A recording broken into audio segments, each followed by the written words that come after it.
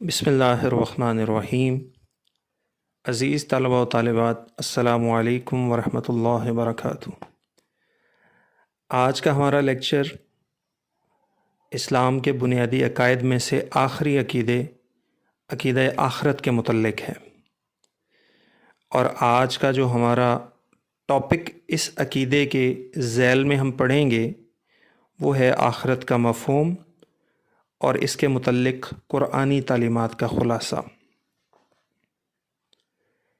सबसे पहली बात जो आखरत के अक़ीदे को समझने के लिए ज़रूरी है वो लफ्ज़ आखरत का लुग़वी माना है। आखरत अरबी ज़ुबान का लफ्ज़ है और इसका लुग़वी माना होता है बाद में होने वाली चीज़ या देर से आने वाली चीज़। इसके बाद आखरत का इस्तिलाही मफ़हूम क्या है, दीन इस्लाम के हवाले से आखरत का क्या मतलब है, तो इसको हम समझते हैं। दीन इस्लाम की इस्तिलाह में आखरत से मुराद वो दायमी ज़िंदगी है जो एक इंसान की दुनियावी मौत के बाद शुरू होती है और फिर उसे अपने अच्छे या बुरे आमाल की बिना पर जन्नत या जहन्नुम में हमेशा हमेशा गुजारनी होगी। तो बात ये समझ आई कि आखरत बुनियादी तौर पे दीन इस्लाम के मुताबिक एक लाफ़ानी और अब्दी ज़िंदगी का नाम है। इसके बाद नेक्स्ट जो पॉइंट इस टॉपिक को समझने के लिए ज़रूरी है वो है आखिरत पर ईमान या अक़ीदा आखरत। जब हम कहते हैं कि हम आखरत पर ईमान रखते हैं या हम अक़ीदा आखरत को मानने वाले हैं तो इससे क्या मुराद है। आखरत पर ईमान या अक़ीदा आखरत को मानने का मतलब ये है कि हम इस बात का कामिल यकीन रखते हैं कि इंसान दुनियावी ज़िंदगी में मौत आ जाने के बाद हमेशा के लिए नहीं मर जाता बल्कि उसकी रूह बाकी रहती है।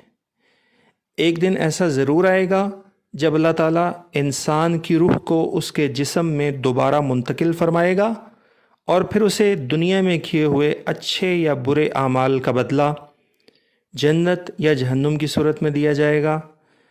नेक लोगों के लिए एक ऐसी जगह है जो अल्लाह की नेमतों से भरपूर है और बदकार और गुनहगार लोगों के लिए एक ऐसा ठिकाना है जो अज़ियतनाक अज़ाब की जगह है। इस नेमतों वाली जगह को जन्नत कहते हैं और अज़ाब के ठिकाने को जहन्नम कहा जाता है। इसके बाद कुरान मजीद की रोशनी में अक़ीदा आखरत के मुतल्लिक़ कुरान मजीद में अल्लाह ताला ने बहुत सारे मुकामात पर वजाहत फरमाई है। आखरत में आने वाले मराहिल के बारे में बताया गया है। इसी तरह आखरत में आमाल की बुनियाद पे जो सलूक किया जाएगा लोगों के साथ उसको वाज़े किया गया है। हम सिर्फ़ 2 आयतों को लेंगे और उनके तर्जमे को देखेंगे। सूरह अंबिया की आयत नंबर 1 में अल्लाह ताला इरशाद फरमाता है, औज़ु बिल्लाहि मिनश शैतानिर रजीम, बिस्मिल्लाहिर्रहमानिर्रहीम, इक़्तरब लिन्नासि हिसाबुहुम वहुम फ़ी गफ़लतिम मुरिदून। अल्लाह फरमाता है लोगों के हिसाब का वक्त करीब आ चुका है और वो गफ़लत में मुब्तला होकर मुँह फेर रहे हैं। मतलब ये है कि आम तौर पे इंसानों की ये आदत है कि वो आखरत को ख़ुद से दूर समझते हैं। वो ये समझते हैं कि आखरत का आना अभी बहुत दूर है, लेकिन अल्लाह फरमाता है कि वो तो करीब आ चुकी है, क्योंकि जब किसी शख्स की मौत होती है तो उसकी आखरत के मराहिल शुरू हो जाते हैं। चुनाचे गफलत में रहकर अपने वक्त को ज़ाया करने से बचना चाहिए। दूसरी आयत सूरतुल आला की आयत है और ये बुनियादी तौर पे 2 आयत हैं, आयत नंबर 16 और 17। इसमें अल्लाह इरशाद फरमाता है, बल तुसिरूनल हयातद दुनिया वल आखिरतु खैरुम व अबक़ा। بلکہ تم تو دنیا کی زندگی کو ترجیح دیتے ہو، اور آخرت بہتر ہے اور ہمیشہ رہنے والی بھی۔ مطلب یہ ہے کہ انسانوں کی عام عادت یہ ہے کہ وہ دنیاوی زندگی کو آخرت کی زندگی پر ترجیح دیتے ہیں اور آخرت سے غافل رہتے ہیں، حالانکہ آخرت جو ہے وہ لافانی زندگی ہے اور وہ انسانوں کے لیے انجام کے اعتبار سے زیادہ مفید ہو سکتی ہے اگر وہ اعمال کو بہتر کریں۔ اس کے بعد اللہ کے نبی صلی اللہ علیہ وسلم کی احادیث کی طرف پڑھتے ہیں، تو دو احادیث کو ہم اس حوالے سے دیکھتے ہیں۔